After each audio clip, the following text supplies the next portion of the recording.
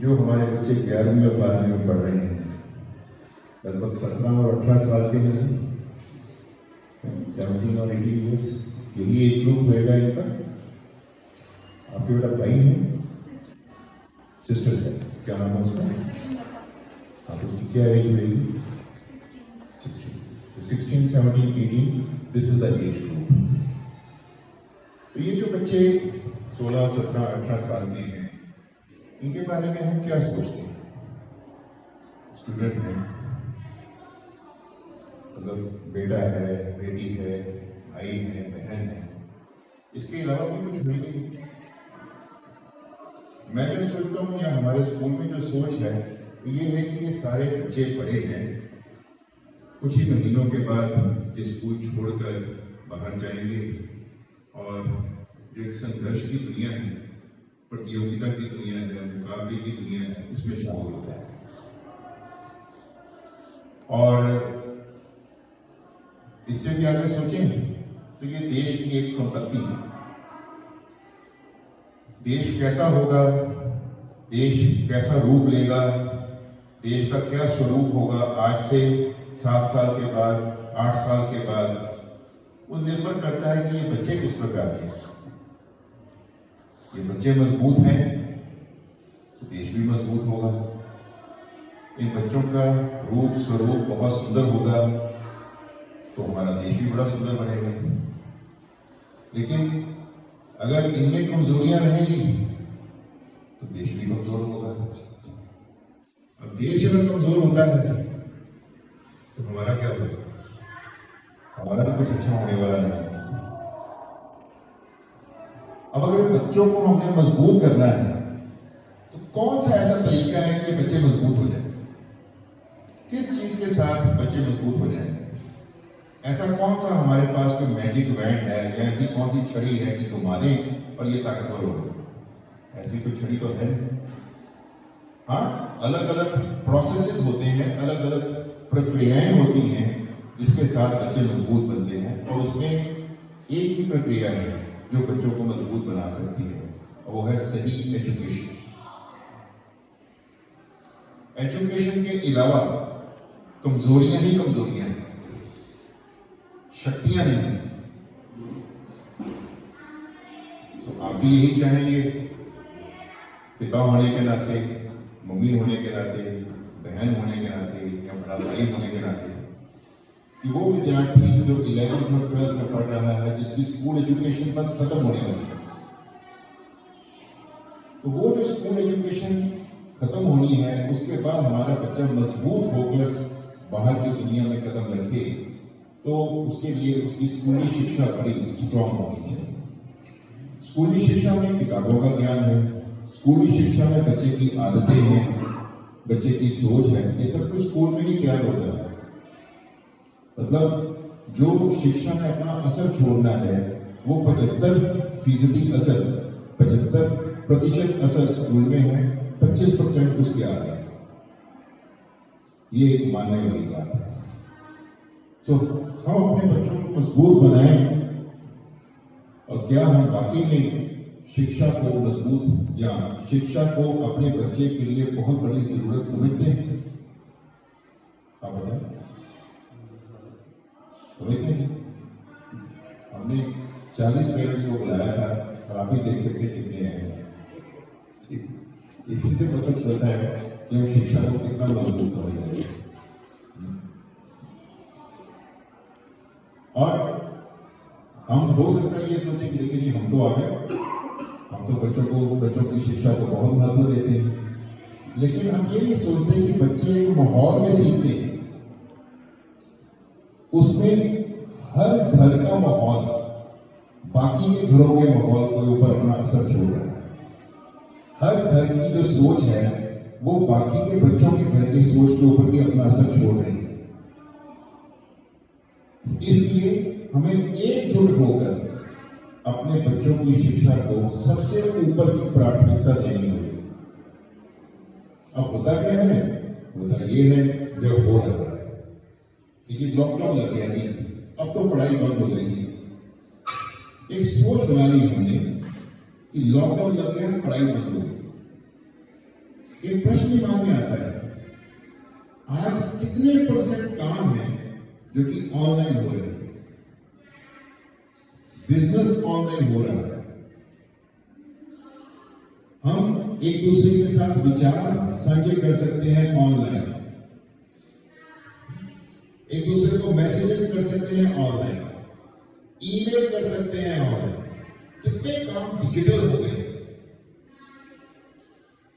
और शिक्षा अगर डिजिटल हो जाती है तो हम कहते हैं कि नहीं, ये तो शिक्षा है ही नहीं। जबकि दुनिया भर में एक सिस्टम चल रहा है ऑनलाइन एजुकेशन। हाँ, ये जरूरी है कि वो जो ऑनलाइन सिस्टम हम चलाते हैं उसको संजीदगी से चलाया जाए, उसको बड़ी गंभीरता से चलाया जाए, बड़ी तैयारी करके चलाया जाए, बड़ी मेहनत करके चलाया जाए। केवल नाम की ऑनलाइन क्लास हम उसको ना बनाएं, बड़ी संजीदगी से वो ऑनलाइन क्लासेस चलाई जाए। अधिकतर स्कूल्स जिनको मैं जानता हूं,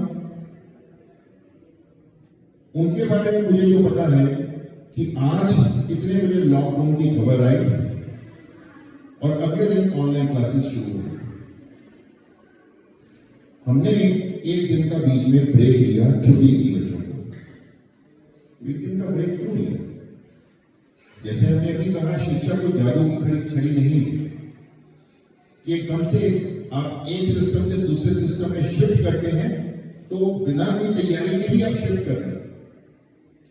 हमने पूरा एक दिन उसमें ब्रेक लिया, एक दिन ब्रेक लेकर सारे टीचर्स को यहां बुलाया, स्कूल में पूरे प्रबंध किए, राउटर्स लगाए, डिवाइसेस लगाए, नए नए मॉडल्स लगाए, टीचर्स को ट्रेन किया कि इस तरह से हमारी क्लासेस चलेगी, उसमें इन चीजों का ध्यान रखना है। और एक चीज का और ध्यान रखा कि हमने कहीं कोई क्लासेस मर्ज नहीं की कि चलो भाई अगर 11th है तो सारी की सारी 11th इकट्ठी हो जाए, एक सेक्शन बना दो, टीचर्स 4 की जगह 1 से ही काम होएगा, बाकी 3 टीचर्स को हटा देते हैं, अपनी सैलरी हो जाती है। कुछ ऐसा नहीं किया। सेक्शन वाइज पढ़ाई पहले होती थी, सेक्शन वाइज पढ़ाई अब भी हो रही है। पहले जितने टीचिंग पीरियड्स लगते थे उतने ही टीचिंग पीरियड्स अब भी लग रहे हैं। हर टीचिंग पीरियड की ड्यूरेशन भी उतनी ही है। सारी लाइव क्लासेस बकायदा वैसे ही चल रही है। टीचर्स वैसे प्लान्स बना रहे हैं जैसे पहले बनाते थे। उसमें कई नई चीजें भी ऐड की हैं, उनकी मेहनत और बढ़ी। बच्चों को क्लास वर्क दिया जाता था, क्लास वर्क अब भी बच्चों को कहा जाता है जैसे क्लास शुरू होती है, क्लास अपनी कॉपी खोलो और उसमें ये चीज लिखो। बोर्ड में सब कुछ टीचर्स दिख रहे हैं, सेम वही माहौल बच्चों को मिल रहा है। एक चीज हो रही है कि जैसे पहले क्लास लगती थी, उसमें 35 बच्चे बैठे हुए हैं, किसी ने कोई शरारत कर दी तो क्लास डिस्टर्ब हो जाती थी। अब वो नहीं होता, अब वो नहीं होता। ऑनलाइन क्लासेस हैं तो सभी बच्चे अपने घर से काम कर रहे हैं, उनके पेरेंट्स भी उनके साथ जुड़े हुए हैं, तो वो डिस्टर्बेंस वाला काम नहीं होता। और इससे मुझे तो ये प्रतीत होता है कि जो क्वालिटी ऑफ एजुकेशन है वो बढ़ गई है, वो बेहतर हो गई। सो अब टेस्ट पहले भी होते थे, टेस्ट अब भी हो रहे हैं, ऑनलाइन भी टेस्ट हो रहे हैं। टेस्ट की तैयारी स्कूल करवाई जाती थी, वो तैयारी अभी भी करवाई जाती है। तो जब ये सब कुछ हो रहा है जो पहले होता था, उसमें फिर हमारा बच्चा क्लास में शामिल अगर नहीं होता तो फिर वो बच्चा कैसा बनेगा? क्या वो शक्तिशाली बच्चा बनेगा या कमजोर बच्चा बनेगा? और हम कहते हैं कि शिक्षा सबसे ऊपर की प्राथमिकता है। अगर शिक्षा सबसे ऊपर की प्राथमिकता है तो ये केवल बातों में नहीं ना होना चाहिए, ये नजर के आना चाहिए। जो मुझे प्रतीत होता है वो ये है कि ये एक सामाजिक रस्म बन गई है कि बच्चे ने स्कूल जाना है, वो आ जाता है, उसका कोई मकसद, उसका कोई लक्ष्य, जिसके लिए शिक्षा उसके लिए एक बहुत इंपॉर्टेंट सीढ़ी हो जिस पर चढ़कर वो अपने लक्ष्य को छू सके। उस प्रकार की सोच हम अपने बच्चों को नहीं दे रहे हैं। आज अगर बच्चे घर से पढ़ रहे हैं और जब हम फोन करते हैं तो हमें यह सुनने को मिलता है बच्चा किसी समागम में गया हुआ है, या बच्चा किसी मैरिज फंक्शन में गया हुआ है, किसी और सामाजिक इकट्ठ में गया हुआ है, या वो अपनी मम्मी को लेकर मोटरसाइकिल पे उस जगह पर गया हुआ है, अपने मामा जी के घर गया हुआ है, अपने नानके गया हुआ है, या किसी की खबर लेने गया हुआ है, तो फिर जो बच्चे का अपना काम है, जो उसका अपनी ड्यूटी है, जो उसका अपना फर्ज है, वो तो वो नहीं निभा रहा। हम उसको अपने फर्ज से दूर लेकर जा रहे हैं। तो जिस बच्चे को हम अपने फर्ज से दूर लेकर जाएंगे, कैसे वो मजबूत बच्चा बनेगा, कैसे वो शक्तिशाली बच्चा बनेगा, ये मैं आपसे समझना चाहूंगा। क्या ये सही हो रहा है? बच्चे मोटरसाइकिल पर बाहर सैर सपाटा करने के लिए निकल जाते हैं, तो ये क्या सही है? इससे बहुत तकलीफ होती है, बहुत दुख होता है। इससे केवल एक बच्चा कमजोर नहीं हो रहा, परिवार कमजोर हो रहा है, स्कूल कमजोर हो रहा है, और आने वाले टाइम में देश भी कमजोर ही होगा जब बच्चे को अपना फर्ज निभाने की आदत नहीं रहेगी। तो वो आदत हम क्यों ना सिखाएंगे? अच्छा, पेरेंट्स को फोटो नहीं, नेटवर्क नहीं आ रहा, ऑलराइट, बच्चे को प्रॉपर नेटवर्क नहीं मिल रहा, इसलिए वो क्लास में अटेंड कर रहा, ठीक हो गई बात। हमारे यहाँ नेटवर्क नहीं आता, कितने तरह के प्रबंध किए जाते हैं, टेक्नीशियन को बुलाया जाता है, एक नई डिवाइस लगा दी जाती है, क्योंकि नेटवर्क नहीं आ रहा, प्रॉपर नेटवर्क आना चाहिए। अगर बच्चे के पास प्रॉपर नेटवर्क नहीं पहुंच रहा, तो वो बच्चा भी अपने कमरे से बाहर आ सकता है, शायद वहां नेटवर्क आ गया। उसके घर में नेटवर्क नहीं आता, तो हम गांव में रहते हैं, गांव में तो हर घर अपना ही होता है, ये सब लोग, तो हम कह सकते हैं, हम पूछ सकते हैं, उस घर में आता है, तुम वहां जाके क्लास अटेंड कर लो। अदरवाइज वो अपने नान के दाद के मिलने जा सकता है किसी को, या पतंगे उड़ाने के लिए जा सकता है कि वहां पर मेरा एक कजन है, उसके साथ हम पतंगे उड़ाएंगे, उनके घर में जाकर तो अपनी पूरी क्लास लगाओ। अगर वाकई में हमारे लिए क्लास की अहमियत रखती है,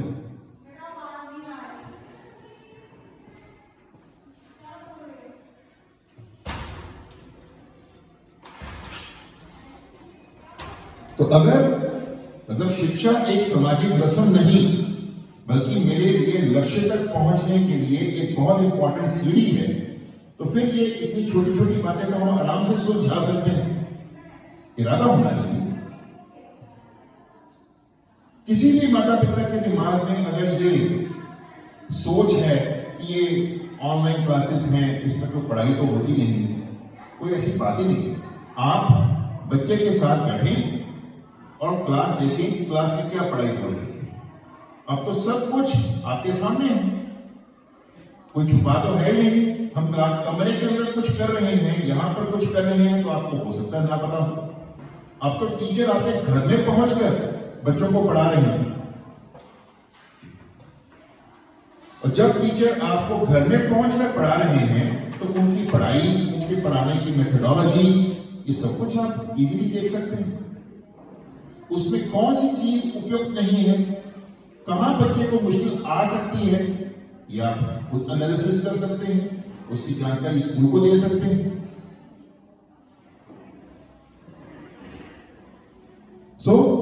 हम भी अपने टीचर्स की क्लासेस को ऑब्जर्व करते हैं, उनकी नेटवर्क को भी देखते हैं, उनकी कम्युनिकेशन को भी देखते हैं, उनकी तैयारी को भी देखते हैं, सब कुछ परखते हैं, किस प्रकार के सवाल हो रहे हैं, किस ढंग से, किस लहजे के साथ बच्चों के साथ बात की जा रही है। एक एक चीज को नोटिस किया जाता है, उसके बाद मीटिंग्स करके टीचर्स को निरंतर गाइड किया जाता है। जितना प्रयास पहले होता था, उससे कई गुना प्रयास अध्यापकों के लिए भी बढ़ गया है, हमारे लिए भी बढ़ गया है। लेकिन अगर जो प्रयास जिस टारगेट के लिए किया जा रहा है, उस टारगेट को हम छू भी नहीं रहे, बच्चा उसमें शामिल ही नहीं है, तो कितना अफसोस हो। मतलब कल, परसों, चौथ, आज, मतलब ये सारे दिन जो हमारे क्लास 11 आर्ट्स के स्टूडेंट्स हैं, क्लास 12 आर्ट्स के स्टूडेंट्स हैं, किसी क्लास में 2 बच्चे बैठे हुए हैं, किसी में 1 बैठा हुआ है, किसी में कोई भी नहीं। इसको क्या कहेंगे? इसको लापरवाही नहीं कहेंगे। लापरवाही भी छोटा शब्द है, मेरे मुताबिक तो ये गुनाह है। हम अपने बच्चे को गुनहगार क्यों बना रहे हैं?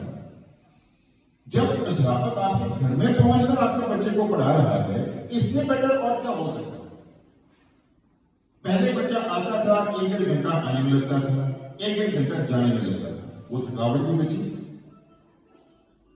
सारी टीचिंग पीरियड्स एक एक चीज यहां से बच्चे को करवाई जा रही है, जो क्लास वर्क है वो भी करवाया जा रहा है, होमवर्क दिया जा रहा है, होमवर्क चेक किया जा रहा है, सब ऑनलाइन।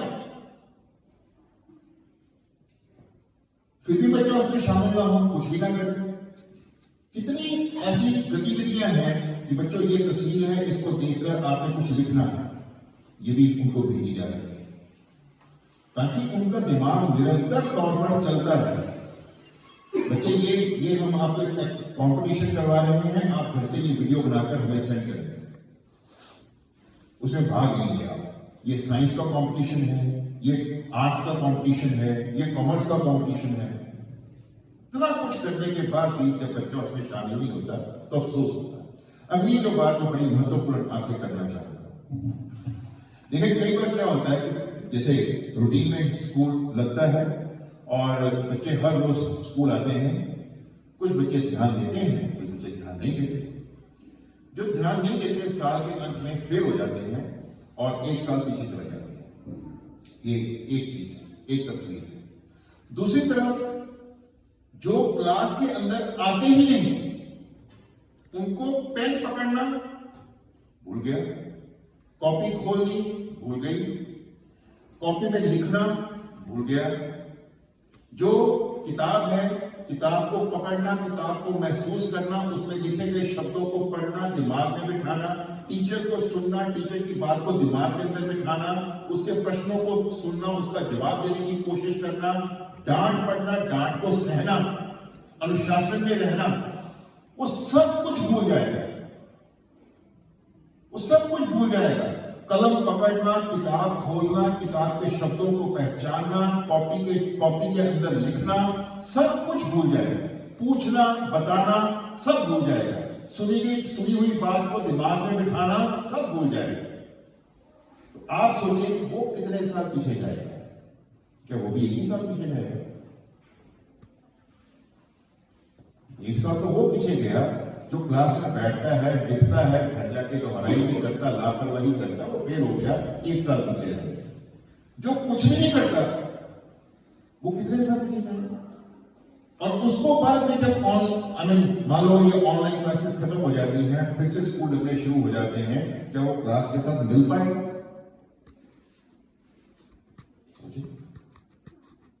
कभी नहीं मिल पाएगा। दुनिया की कोई ताकत उसको क्लास के साथ नहीं मिला सकती। अब इसका एक हल है, या तो शिक्षा बंद हो जानी चाहिए, सबके लिए बंद, ना हम पढ़ाएं ना दूसरी तरफ कोई पढ़े। और दूसरा है कि अगर चल रही है तो उसमें सारे के सारे हाजिर होने चाहिए, सारे के सारे उसमें शामिल होने चाहिए। सारे के सारे शामिल होंगे, एक दूसरे के साथ एक मुकाबला रहेगा, कोई 19 कोई 21, ये समझ में आता है, ये समझ में आता है। लेकिन कई मीलों आगे निकल जाए, कई मीलों और पीछे चले जाए, ये तो कोई बात ना बने। शिक्षा को एक सामाजिक रस्म हम लोग ना बनने दें, ये आप सबसे एक निवेदन था कि ये एक रस्म नहीं है, ये एक बहुत बड़ी जरूरत है। एक गलती जो हमने और की हुई है, आज कुछ पेरेंट्स यहां पर आए हैं, मैं उनके साथ अपने दिल की तकलीफ साझी करना चाहूंगा। ये आर्ट्स के जो बच्चे हैं, ये अपने बारे में क्या सोचते हैं? मैंने बच्चे को पूछा, बेटा what do you want to become, तुम क्या बनना चाहते हो? उसका जवाब था, सर आईलेट्स करना है। मैंने पूछा, मैंने तुमसे ये नहीं पूछा कि तुमने कौन सा इम्तिहान देना है, मैंने पूछा what do you want to become, तुमने बनना क्या है? दूसरा जवाब आया, सर फॉरेनर। देखो बच्चे, क्या तुम ये लिख सकते हो I want to become foreigner? क्या ये कोई वाक्य बना कि वह फॉरेन बनना चाहता है? ये तो कोई वाक्य ना बना। तो बनना क्या चाहते हो, करना क्या चाहते हो, ये बताओ। सर होटल मैनेजमेंट, ये तीसरा जवाब बताया। ये क्या जवाब हुआ? तुम ये तो कह सकते I want to become hotel manager, कि मैं होटल मैनेजर बनना चाहता हूं, बोले कोर्स है तुम करना चाहते हो, करोगे क्या, करोगे क्या? तो फिर बच्चे का जवाब आया, सर ये काम करके जॉब करेंगे। You want to become job, क्या ये तो वाक्य बनता है? करोगे क्या, कौन सी जॉब करोगे? सर पहले ट्रेनिंग लेंगे। कौन सी ट्रेनिंग? सर सर्विस की ट्रेनिंग। मैं कौन सी सर्विस? सर जो होटल में होती है। मैं को वो क्या होती है? सर वो खाना देना, खाना देना। 94 से मैं पढ़ा रहा हूं और 2006 से मैं प्रिंसिपलशिप कर रहा हूं। आज तक किसी बच्चे ने मेरे सामने खड़े होकर मुझे ये नहीं कहा था I want to become a leader.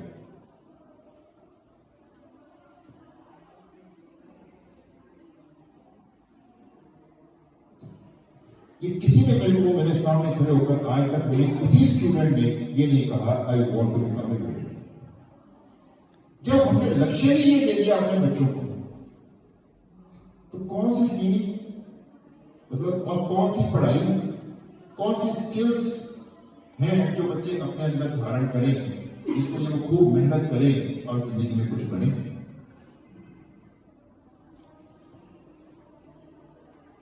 तो ये लक्ष्य तो हमें ऊंचा देना ही चाहिए। मुझे आज समझ में आ रहा है कि डॉक्टर एपीजे अब्दुल कलाम ने ये बात क्यों कही कि लोग गोल इज ए क्राइम, कि छोटा लक्ष्य एक जुर्म है। मैं पढ़ता होता था, बच्चों को भी बताता होता था, मुझे खुद समझ में नहीं आता, अब समझ में आया कि जब बच्चों का लक्ष्य छोटा हो गया तो उनके अंदर जितनी क्षमताएं हैं वो बच्चे उसको मार ही देंगे। इसकी जरूरत क्या है? मुझे क्या जरूरत है कि मैं इतनी गहराई में जाकर ये सारी पढ़ाई करूं, उसका अभ्यास करूं, अपने कम्युनिकेशन को, अपनी सोच को, अपने और कई स्किल्स को और ज्यादा अपने अंदर डेवलप करूं, अपने अंदर और कई शक्तियां मैं अपने अंदर भरूं, ज्ञान की शक्ति, बोलने की शक्ति, सोचने की शक्ति, समझने की शक्ति, पूछने की शक्ति, बताने की शक्ति, लाइब्रेरी में आकर अलग अलग किताबों को टटोलने की शक्ति, किताबों के साथ रिश्ता बनाने की शक्ति। मुझे क्या जरूरत है ये सारी शक्तियां अपने अंदर डेवलप करने की? पापा ने पैसे खर्च करे हैं, मैंने कहा चले जाना है, मैंने वहां पर ये काम करना है, मुझे ये सारी शक्तियों की क्या आवश्यकता है? जबकि वही आर्ट्स के स्टूडेंट्स हैं जो पंजाब से बाहर निकल गए हैं, तो वो सिविल सर्वेंट्स बन रहे हैं, वो आईएएस बन रहे हैं, आईपीएस बन रहे हैं, प्रोफेसर्स बन रहे हैं, राइटर्स बन रहे हैं, इकोनॉमिस्ट बन रहे हैं। तो हमारे प्रांत में जो हमारे इतने शक्तिशाली युवा हैं, पंजाब हमेशा हर जगह लीड करता रहा है, तो हम अपने बच्चों को पीछे क्यों जाएंगे? हम कहेंगे सरकार, भाई वो सरकार के बच्चे नहीं, वो मेरे बच्चे हैं, आपके बच्चे हैं। हम उनके लिए प्रयास करें ना, हम उनको सही लक्ष्य दें। क्या यहां पर आईएएस के इम्तिहान नहीं होते, सिविल सर्विसेज के इम्तिहान नहीं होते हैं? यहां पर यूजीसी के इम्तिहान नहीं होते हैं? यहां पर नेशनल एलिजिबिलिटी टेस्ट नहीं होते हैं? यहां पर NDA, national defence academy 12th के बाद नहीं होता है? यहां पर जो बैंकिंग सेक्टर है क्या वो बंद हो गया है? सारे बैंक बंद हो गए यहां पर? नहीं। तो वहां पर जो मैनेजर बनते हैं वो कौन से बच्चे होते हैं? ऐसे बच्चे होते हैं, यही कोर्स करना होता है उनको। तो हमें एक रास्ता मिला, सारे उसके पीछे चल पड़े और अपने बच्चों को हमने किताबों से, पढ़ाई से, सीखने से, सुनने से, समझने से कोसों दूर कर दिया। हमारे स्कूल के बेहतरीन बच्चे कुछ दिन पहले हम बैंक गए और वहां पर कोई सज्जन हमें मिले, सर मैं उस बच्चे का पापा हूं। मुझे बहुत अच्छा लगा क्योंकि मैं जिस बच्चे को उन्होंने नाम लिया था वो मेरे फेवरेट स्टूडेंट थे। मैं बहुत खुश हुआ। यस, बच्चा क्या कर रहा है? वो फॉरेनर। Very good. तो वहां पर क्या कर रहा है? वो बच्चा जो मेरा फेवरेट बच्चा रहा है, क्या कर रहा है? कॉलिंग कर रहा है, कॉलिंग का काम कर रहा है।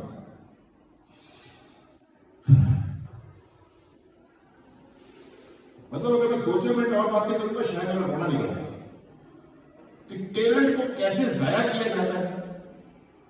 नहीं, वो बच्चा हमेशा ये कहता था मैंने जज बनना है, और आज इतना होनहार विद्यार्थी जिसका उदाहरण मैं सिर्फ पंजाब में नहीं, पंजाब से बाहर भी जितने साल में रहा हूं उसका उदाहरण मैं कई जगह दिया है। आज वो मेरा सबसे बेहतरीन बच्चा, इतना लगनशील बच्चा है, कॉलिंग का, जिसके अंदर कैपेबिलिटी थी एक जज बनने की, चाह थी एक जज बनने की। ये क्या सही होगा?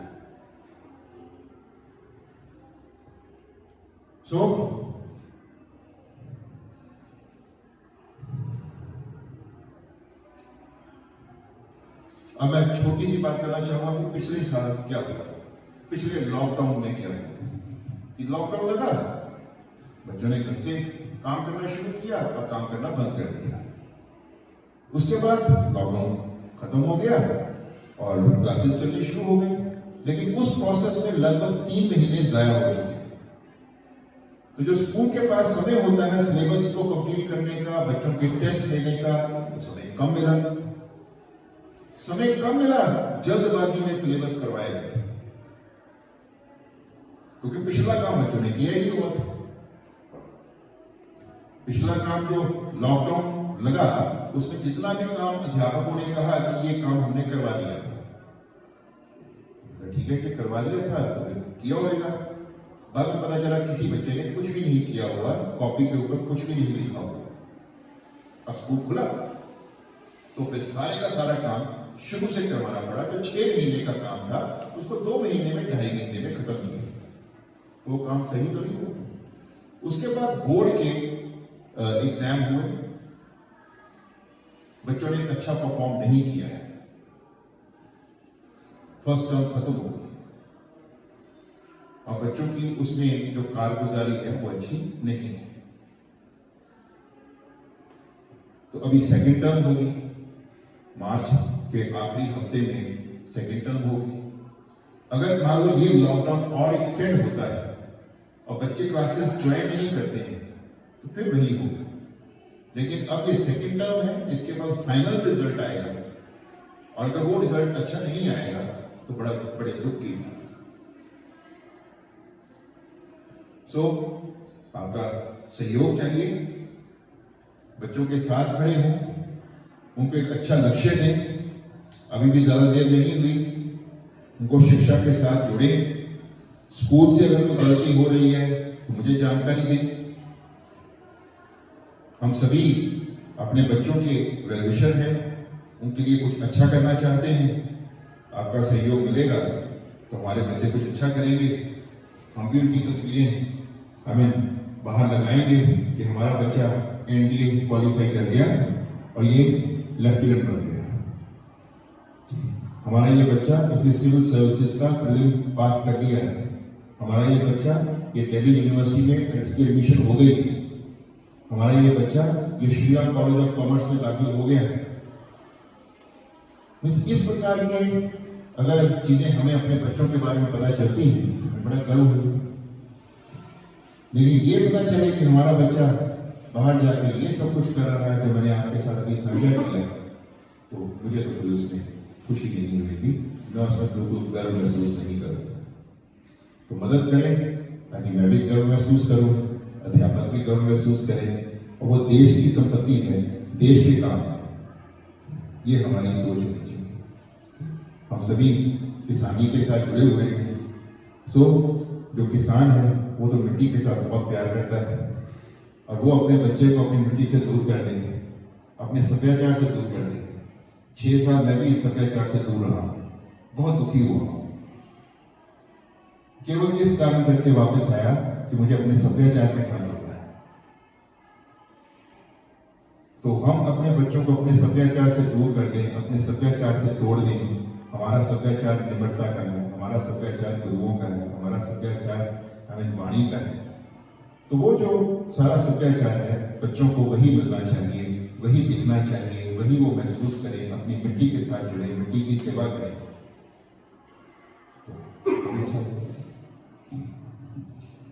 तो यही बस आपसे कहना था, कोई गलत कह दिया हो तो माफी।